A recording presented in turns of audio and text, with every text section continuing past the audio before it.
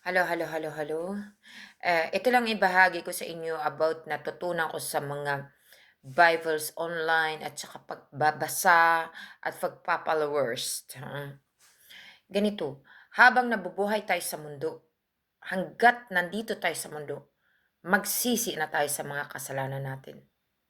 Kahit gaano pa ang kasalanan mo, magsisi tayo. Yun lang pagsisihan natin at mag-ano talaga tayo sa buong puso na magsisi tayo at hindi na tayo gagawa ng kasalanan uli.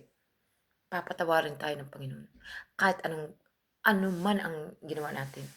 Kahit sa dami-dami natin mga kagawaan na ano, no? Basta may pagsisisi lang tayo bago mawala tayo sa mundo.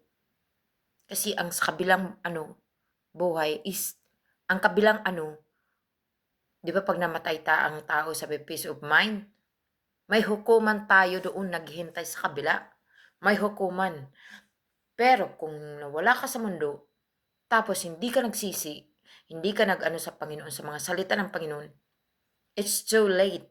Kasi hindi ka na pwedeng dasalan ng kamag-anak at hindi ka na pwedeng idasalan. Kasi wala ka na sa mundo eh.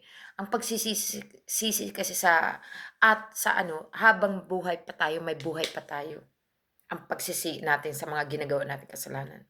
Kaya habang nabubuhay tayo, magsisi tayo at tumugod tayo sa Panginoon, sumunod tayo sa Kanya, sa mga salita Niya, at sa mga pinapaano natin, yung ginagawa Niya, anuin natin, sundin natin siya. Yun. Kasi, kailangan nakasulat ang mga ano natin sa aklat.